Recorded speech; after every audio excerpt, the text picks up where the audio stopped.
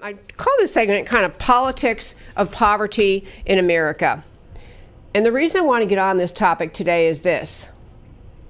If you watched the Democrat presidential debates or you listened to the speeches of any of the Democrat candidates for president, what you will see in one form or another is the endless presentation of America as being just having too much income inequality, too much wealth inequality, too many people really rich, too many people really poor. In fact, one great example of it was during the presidential debate last week that Senator Elizabeth Warren was participated in. She was given a question. I think it was the first question she got was essentially, America, and the polling in America shows that Americans overwhelmingly, Republicans and voters overall, and even it was a significant plurality of Democrats say that the economy is doing great. They're happy about the economy. It's doing so well. So how, Senator Elizabeth Warren, do you justify what you plan to do if you're elected, a massive increase in taxes, getting rid of the Trump tax cuts? How do you justify that in interfering with this economy, given how well it's, how it's rolling along? And she acted like she was answering another question from another planet. I mean, she basically said, well, this wealth, this economy isn't so great. It's great for the rich people. It's great for the wealthy. It's great for the corporations. It's great for all these ruling elites. But the little guy, he's still suffering. People have to, work two jobs to make ends meet.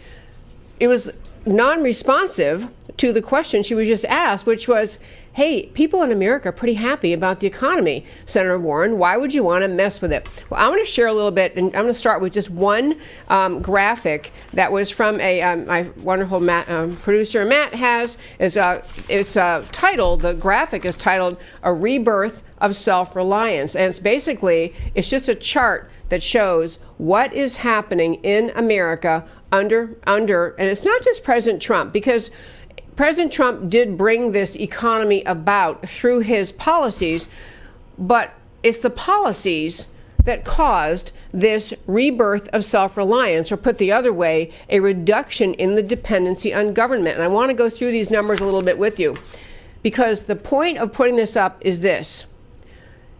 In America, we have more and more people working. We have fewer and fewer people relying on government, fewer and fewer people rely on government programs, and more people able to be self-reliant. Any psychologist, any student of any economy would say, this is great. You have people in this country happy to be working, people in this country able to get off of their reliance on government programs. We should be celebrating. But let's look at these numbers again. If we can put that chart back up, I'll just point out what this is saying.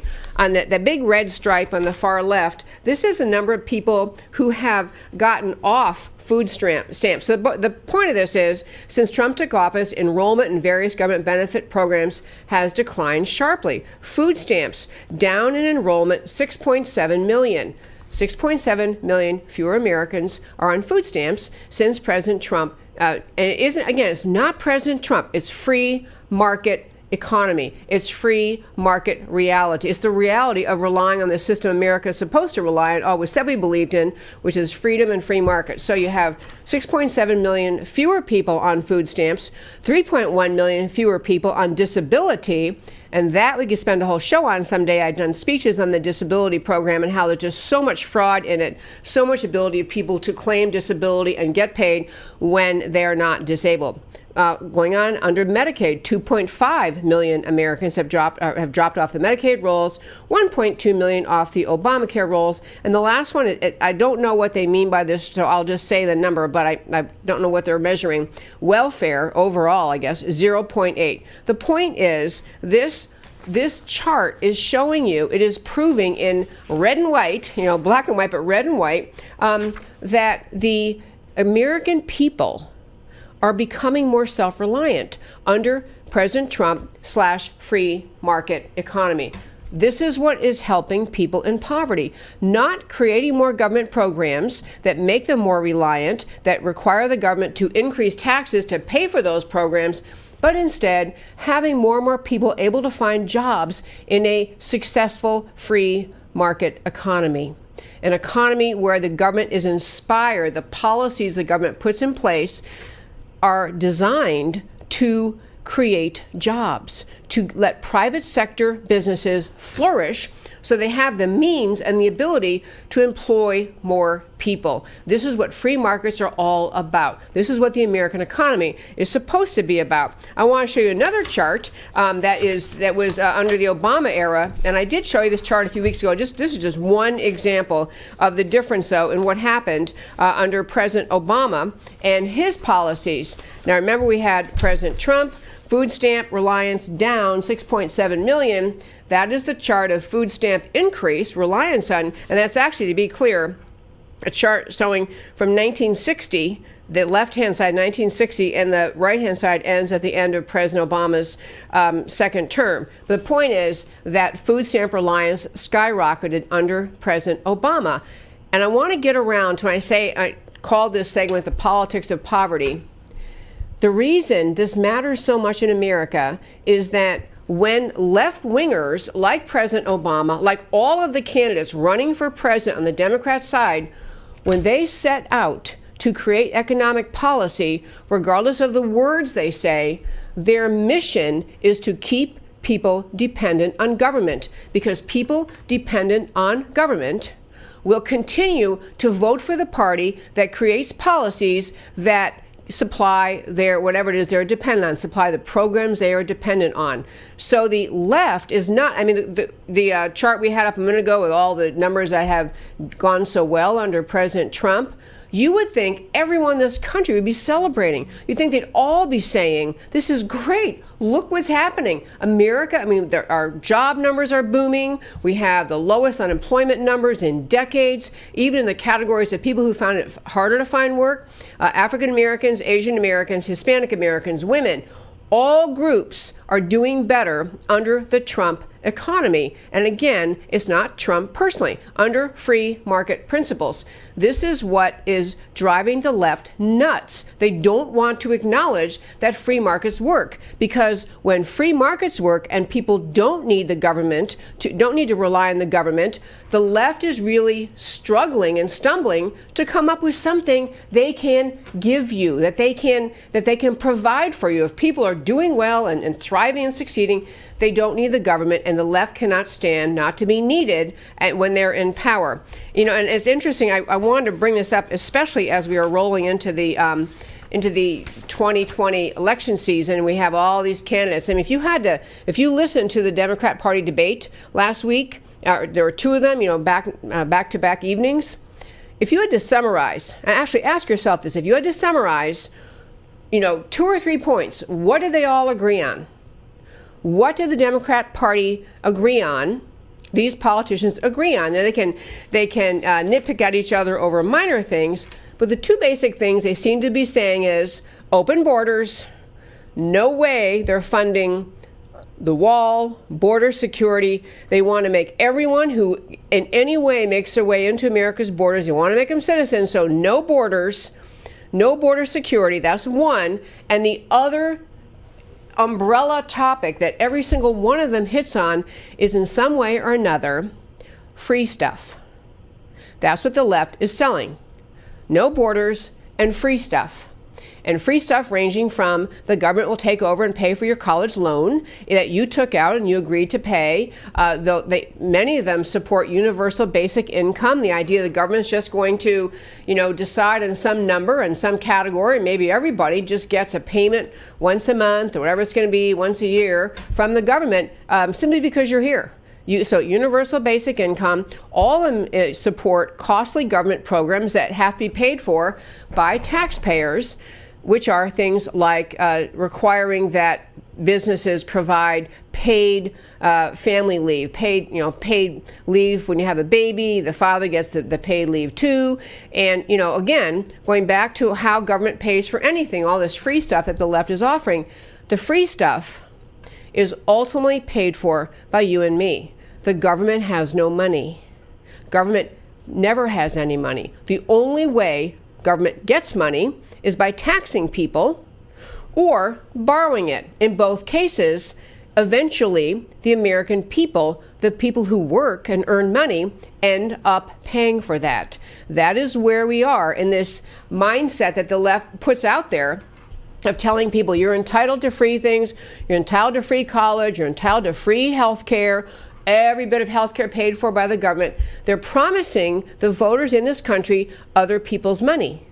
They're promising the voters in this country the money coming from working people. Even if people say, well, but the government just borrowed the money. Well, even borrowed money, it doesn't fall from heaven. It's not manna from heaven. It's borrowed from somebody who eventually has to pay it, will want to be paid back. The debt America is incurring, which is horrific. The debt goes up and up. Eventually, the American economy will have to pay for all the free stuff the left is offering. But I want to hit one final point about, or I guess two final points about this politics of poverty in America. One is that I really urge you, if you hear friends or your colleagues or anyone say, well, people should have free health care, it's too expensive.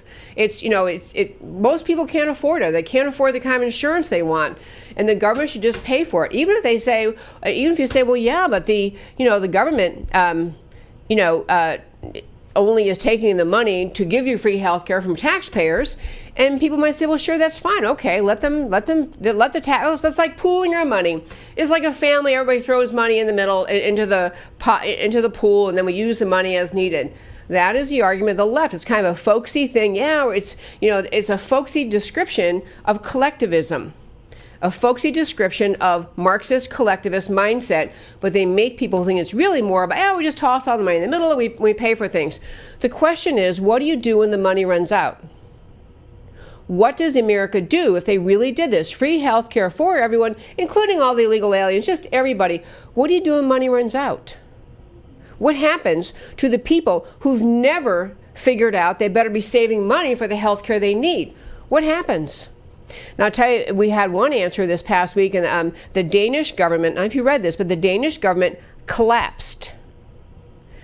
They collapsed. The government itself collapsed because the Danish president could not meet the financial obligation of the free healthcare system that they put in place in his country, in Denmark. So because he could not meet the requirements, the costs of the free healthcare system, he'd gone to the government to say, I think we have to make some changes here. We're going to have to, and I don't know the specifics of the changes he was making, except he's basically saying we can't give it all away for free. We somehow have to curtail the expenses, reduce the expenses of the healthcare system.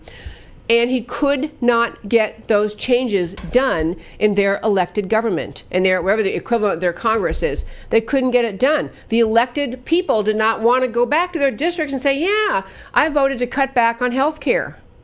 No elected politician wants to say that in their district. They don't want to go back and say, yeah, I voted with the president, we had to cut back health care. It is among the many problems with providing free health care is that there really is never going to be enough money. And so you're going to have people begin to argue about who's eligible, who may be only certain kinds of care are eligible. You're going to have rationing, which happens all the time in healthcare in systems in this world where you have healthcare provided by the government. Ultimately, there's never enough money to provide the kind of healthcare and every conceivable healthcare need or want of every citizen. But the left is perfectly willing to build that expectation into ignorant Americans' minds. Because what I'm telling you, they are not ignorant about it. The left in America, they do understand it's a financially preposterous proposition and that it won't work here. But their only way they have to get power, to seek power, to get people to vote for them is to argue, we can give you free stuff, including free health care. But as the Danish people just figured out, because they couldn't get it done and the economy couldn't go forward, the government collapsed. So they're going to have to rework it. They're going to have to find some brave person to step forward and say, hey, people of my precious country, we can't afford this ridiculous healthcare system we've created. We have to introduce some free market principles. We can't just give everyone everything they need. But what happens in our country is you have the left convincing people that they are entitled to free healthcare. It's a right, which it's not. And then when politicians try to point out something factual, rational, realistic, reasonable, like saying, you know what, Medicare is already pretty much broke, and I don't know the current year prognostication. At one point, people were saying Medicare will be broke by 2045, and then it was like, no, it's more like 2040, maybe it's 2028. Whatever the current prediction is, America's Medicare system is already broke, on track to be broke. To add more people into the free healthcare system here is not plausible, it's not reasonable, but when you build that expectation up in the minds of ignorant Americans, you're stirring up people to have a sense of aggravation, frustration, resentment toward other Americans, the characterization of conservatives or just plain old realists who say free healthcare doesn't work. You have the American people, and again, the ignorant among the American people, worked into a lather where they're assuming the only reason we can't get free health care done is because of mean, stingy, rich people. You build an expectation in the mindsets of Americans which is completely unrealistic. And I think that most people on the left know this, but this is how they get votes. Promising things that they know they really can't deliver. Promising things that are supposedly going to make somehow something that costs money to produce, healthcare, somehow make it free and still high quality and still meet the needs of the people. So I'm gonna try in the next few weeks in the show to have one particular congressman here from Texas. Chip Roy is a congressman from Texas, and he's floated a new health care proposal. There are people on the conservative side trying to say we've got to do something with the health care system in America because, frankly, Obamacare messed up the health care system so much. We've got to try to get it back on track. He's got at least a plausible free market-based proposal. I want to get him on if I can. If he's not available, I'm going to run through his proposal. But this is the last point I want to make on this topic for today about the politics of poverty. The reality of politics is that of the America and the poverty in our country is that even the poorest among us in our precious country do better than most of the world, are better off than most of the world. Even when organizations, the OECD, which is a UN organization, tried to come down recently and criticize, well, America has a really high poverty rate, what they were saying, and if you read those stories, what they were saying was, given the relative wealth of other people in America who have more money, the poor don't have, proportionally speaking, as much as they should compared to the wealthy people. In America, the poverty rate is a set in law, set by regulation. But the truth is, even in America, even among the poorest among us, we have more wealth, more human comfort, more than other people around the world. And the number was something like the bottom 10% of Americans, the lowest income of Americans, lives better than 73% of the rest of the world. American poverty. We always want people to improve. We always want the upward mobility. We got to find ways to do that. But freedom and free markets have created the best economy for the poorest of all. Last point is, you will hear this over and over and over from the American left. Their argument in this election season, capitalism is broken. This is a leftist argument. They'll take an individual person, well, look at this person, he or she doesn't have what they need, or they had some horrible thing occur and they can't afford to take care of it. And so they'll extrapolate from one person's story to capitalism is broken. Friends, we have to get this clear. Capitalism has provided America, is what has made America have the most abundant, prosperous economy, even for the poorest among us in this world. And I'll tell you one last thing on this topic of the argument about politics and the politics of poverty. You always have to ask yourself, when the American left is promising free things and more free things, and Elizabeth Warren's piling on, we're going to have reparations for all sorts of people, reparations for women. This is Elizabeth Warren proposed that, by the way. Reparations for women, reparations, of course, some candidates on the left are arguing for reparations to African Americans in our country due to slavery. You always have to ask yourself, what is the principle? Not the dollar and cents, not the idea, not the argument. What is the principle on which we set that amount and how we can control it? Because if the left's argument is vote for us, we'll always give you more free things, where does it end? On what principled basis can it end? Free markets are a set of principles that are rooted in individual personal responsibility, the idea that you understand self-reliance is the basic thing in our country, that we expect people to find their way, make their way. We help those truly physically or mentally unable to take care of themselves. And everybody else, we have this economy based on self-reliance. And we have this economy, personal responsibility and personal freedom is the core idea of America. These are principles. These are principles that stand behind free markets. And there are all sorts of economic principles we're not going to go into today, but we have them numerous times. We'll probably do it again. What is the principle the left is standing on when they basically are running on free stuff? Where could it ever end? And some of you know the answer. The end for the American left, ultimately, the radicals, is a collectivist, a Marxist collectivist economy where we have simply rooted out and destroyed all the free market ideas upon which America was founded and that made us prosperous and great. This is where the American left is headed.